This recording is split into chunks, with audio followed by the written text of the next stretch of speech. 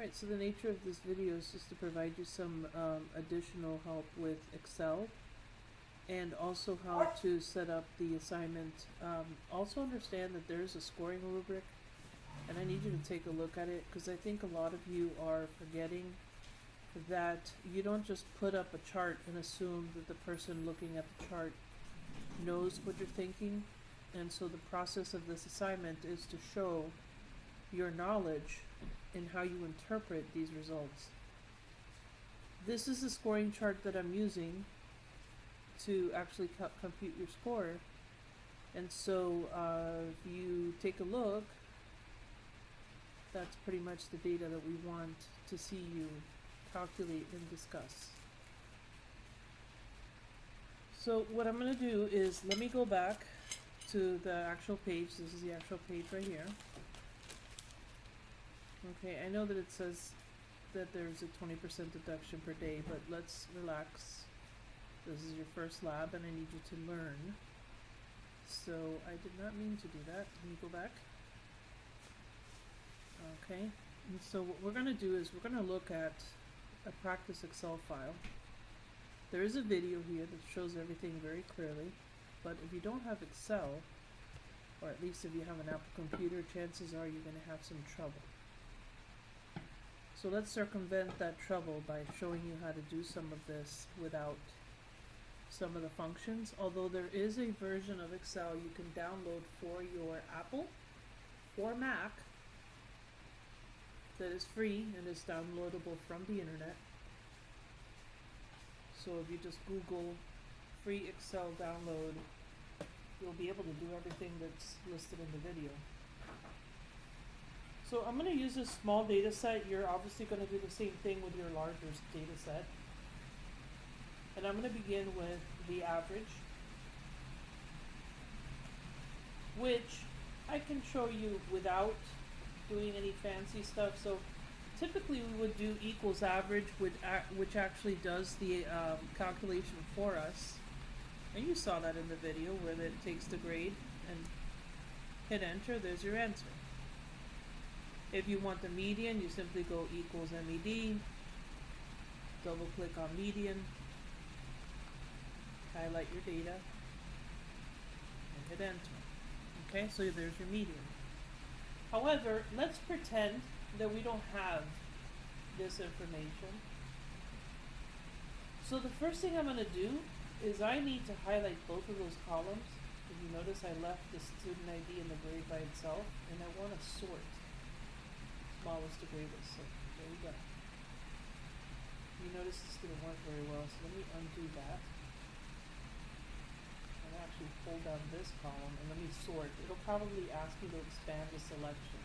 Exactly. See, there you are. Then it says expand the selection, you hit sort, and we see the numbers now. No, that's not correct either. So you can see it could be quite tedious. I'm not interested in grades. So you know what? Let me just grab this data. Let's go to another sheet, because that's always a cure-all. And now I'm going to do that same function. I'm going to highlight the first column because that's the grade, and I'm going to sort. Okay, so I want to expand the selection. Now you see how grade is in order, chronologically increasing to 95. So there's a lot of data that you can get from here right off the bat. So first of all, if you want the sum, you can hit the equal to sign and go SUM and double click on sum, and you're going to literally highlight these numbers all the way up to the 46 and hit enter. So there's 1,490 total scores, which we're going to divide by n is 19. So since n is 19, that means that my average, and again, this is doing this the rough way, this is going to be equal to 1490 divided by 19. Okay, and you see how you get 78.42. Now let's use the Excel function. So I'm going to go ahead, highlight, double click on average, I'm going to hold and drag. Okay, and you see how this gives me a 78 for the average? I just need to open it up. You see how the numbers start to show? It's actually identical, right? So that function actually does work for you. Now the median. You have 19 data points, of which 18 divided by 2 would be, would bring you to 9. Skip, hold and drag, that brings you to 9. So in other words, if I'm counting, I have 1, 2, 3, 4, 5, 6, 7, 8, and 9. Go up to this top. 1, 2, 3, 4, 5, 6, 7, 8, 9. What's my median? That number right there in the middle. Okay? And so that I'll highlight in blue. Alright, so that's doing it by hand. That's not using Excel. That's doing it by hand. Now, you want to use Excel? Go to equals MED. Double click on median. Hold your data. And hit enter. Guess what? Same answer yet again. Okay? So I'm showing you these so you see that there's two ways that you can actually approach this. One manually, and the other one you're actually just using the technology. So that was the mean, by the way. Average is the only one that has a strange use of an alternative name. It doesn't say average, it says mean. And median is median. That's not going to change. Okay. Visually looking at this, I know for a fact that this is my minimum. That's my lowest number. And 95 is my maximum. I know that for a fact. Okay, let me just do that again.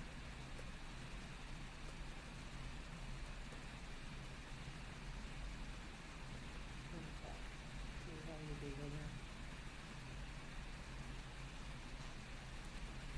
Alright. And again, remember, you need to open it up so it looks just like that. So the max and the min, once you put the data in order, low to high, which is also a criteria for the median, and the median, you're basically trying to divide the data set evenly. So this is 9 up here and 9 down there with the 78 in the center. If I'm looking for the first quartile at this point, I'm simply looking at the 1, 2, 3, 4, and I'm going to stop there. I'll highlight that in pinkish color. 1, 2, 3, 4 as well. And so my Q1, according to this, should be 71. I'll repeat and rinse that process here where I'm going to hold and drag. And there's the color. Same color.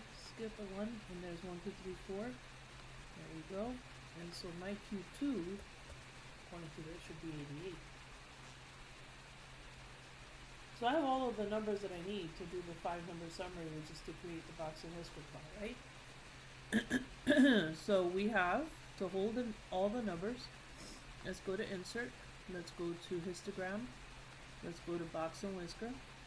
And there you go. What number is that? 46, my lowest number. Let's see what I have here. What number is that? That line is 71. That's my Q1. That 78 is my median, which is the middle of the bars. That 88, that's your Q3. And that 95 is your max. Okay? Now, if we want to find out if we have any outliers, we can find the IQR simply by subtracting the Q3 minus the Q1. Okay, so at this point, we're going to say this equals 88 minus 71, and we get 17. That's the IQR. We then take 17, and we're going to multiply it times 1.5. And 1.5 stands for 1.5 standard deviation. So 17 times 1.5 gives us a value equivalent to 25.5. And so we're going to take the min, which is, or not the min, the Q1. We take away the IQR times 1.5. And we're going to take the Q3 and we're going to add to it the IQR times 1.5. So this becomes 71 minus 25.5, which is what we computed. And this becomes 88 plus 25.5. Okay, and now all we need to do is go to equals, and over here, go to equals, and these are what we call outlier cutoffs. So there is barely an outlier cutoff. If you notice that there is no dot on either side of this, so we're okay. Alright, so this is how you compute for outliers. You can always rewind this a million times if you need. Now, when it comes to the standard deviation is very easy. You're going to go equals STD, EVA, you're going to hold and drag, and enter, and there's your sample standard deviation. Now, if you want to do this the long way, which is with a formula, we can do that. Which you may have to do if you don't have some of these functions in Excel, which would be surprising. But if by chance you do download that product, I'm going to suggest you go to File Options, and then you go to File Add-ins here. You see where it says Add-ins?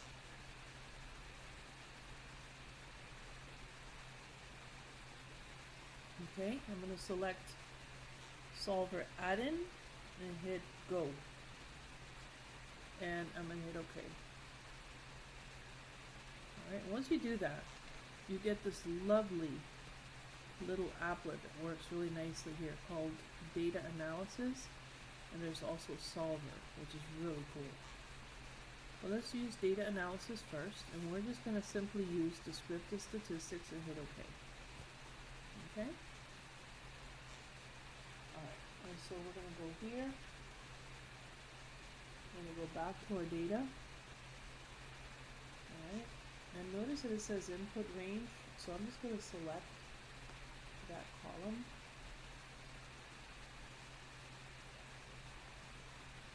You see where I'm selecting summary statistics? Okay. You also see where it says output. I'm going to ask for the output right here. Right there. That's where I want my output. Alright, and so, having done that, I'm going to go with, you know what, I wouldn't mind the confidence interval, why not? And, okay. Look at that. Look familiar? It even gives us that confidence, I love it. There's your confidence interval. You have kurtosis, you have the range, the max, the min. Isn't this what we already did by hand?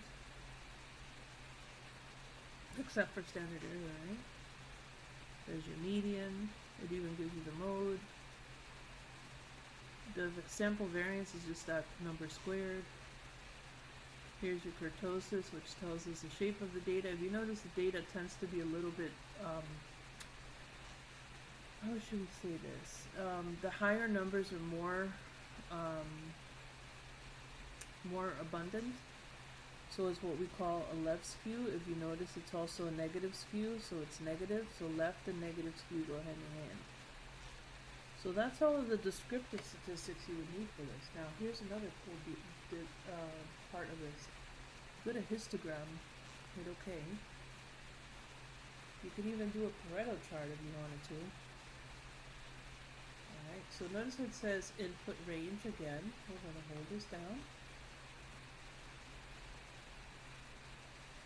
Now, Where it says output, I'm gonna ask it to put the chart, let's put the chart here, and I'll move the box and whisper down. Okay, the other thing you need is a bin, so the bin range. I believe in the homework they asked you to create 5 classes, so since we have 19, I'm gonna show you a recipe that if they don't give you that information, you can actually create this without. So it's as simple as I'm going to take 2 to the k power, and that has to be greater than n, which in my case is, in your case is 19. Okay, we know that 2 to the 4th is 16, but that is not greater than 19, so we can't use 4. But we know that 2 to the 5th is greater than 19 because 2 to the 5th is 32, which is greater than 19. So we would use 5 classes. To find the class width, so this is the number of classes. Okay.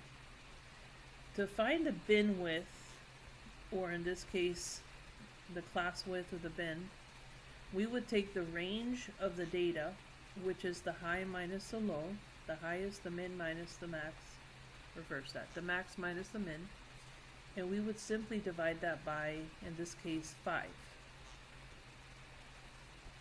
So in the example we have 46 for the minimum and 95 for the maximum. So we would say 95 minus 46 divided by 5. Alright, so I'll toss it in here then. So I'll do equals parentheses. Might have to get out of here first. Okay, so let's go back, cancel that for a minute. So equals parentheses, I'm going to do 95.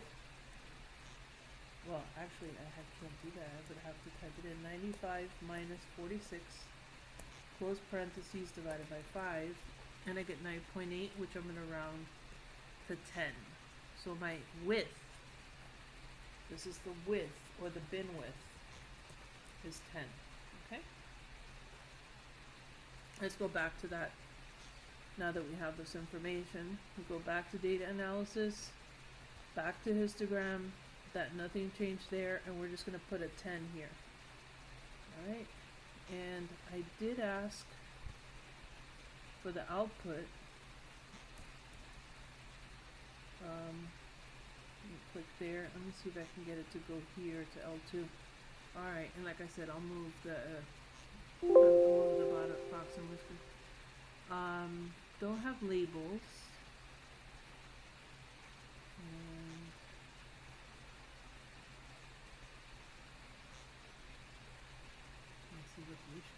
Let's pretend there is labels.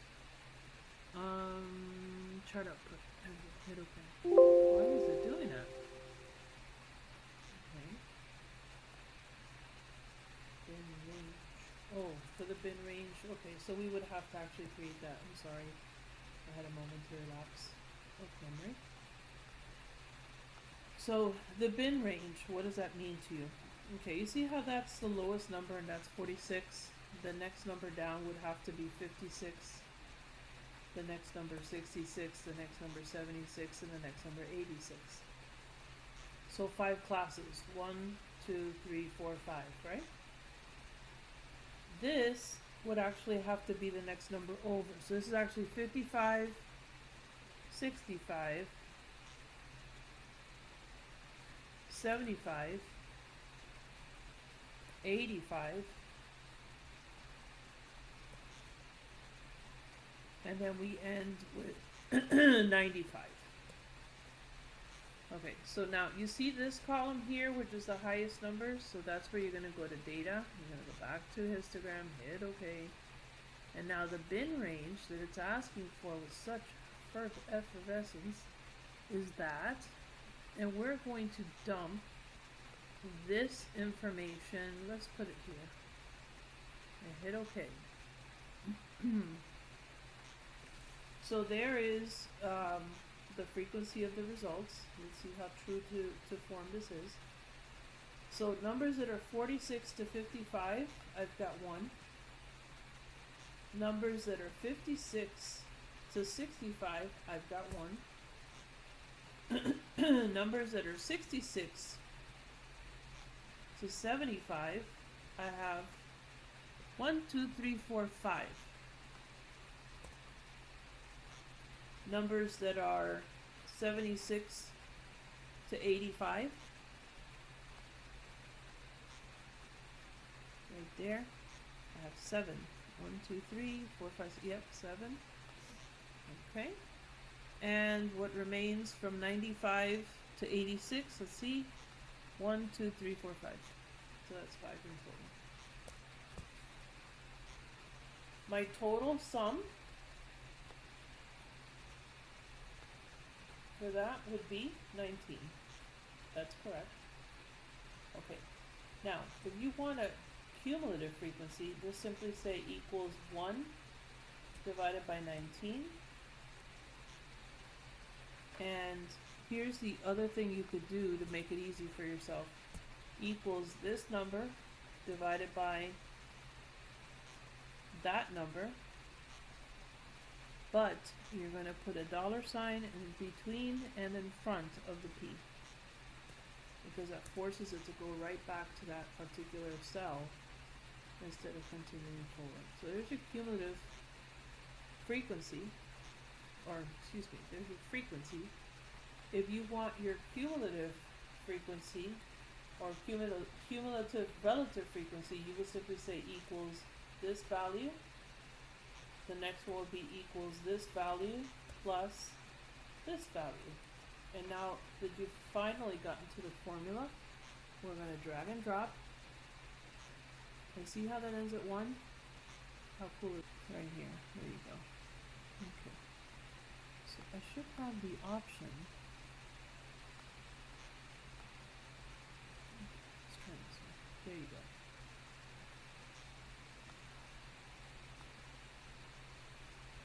I'm going to try this one more time, and then I'm just going to, it's late at night, it's almost 11 o'clock, and I think I'm just punchy drunk tired.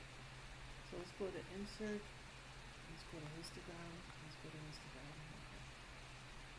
So I'm going to put, you see that? Okay, this is what I've been trying to get. Do you see this plus? Where it says chart elements, you see where it says axis?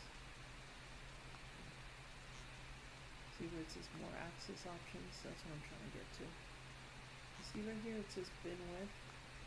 My bin width I said was 10. And the number of bins we're going to use is going to be 5. And boom, there you go. There's your diagram. Those are our values. And now you see how the chart should look. Now, the other thing I would like for you to see is to change the chart title. So you click on it. And in this case, this is a chart title that says student grades, because that's the data I'm using. In your case, you're going to put male salaries or female salaries, whatever you have. And so I want to see that chart. So when I look at that, I can make sense of the data. You could also go here to click layout, and it gives you other options. Right, and so you have these options as well. This one looks very favorable because it actually gives you the counts. And I like that. Okay, so that's that one. That's the histogram. I did show you box and whisker, did I not? I think I did. I showed you standard deviation. Alright, and now what would be required of a report would simply be a conversation as to what each of these represent. Alright, and so with that said, that's this end of this video. Again, I would strongly urge you to see about getting that Excel chart, because you're going to need it for the class and it's free. So see if technical support can get you that help. I think it'll be beneficial to you in the long run. Okay? Alright, so I hope this is somewhat helpful. I know that the first video that's presented to you is fairly accurate and clean. This is just a rough showing you how everybody toughs it out with these, technology pieces. I'm not always friendly. Enjoy.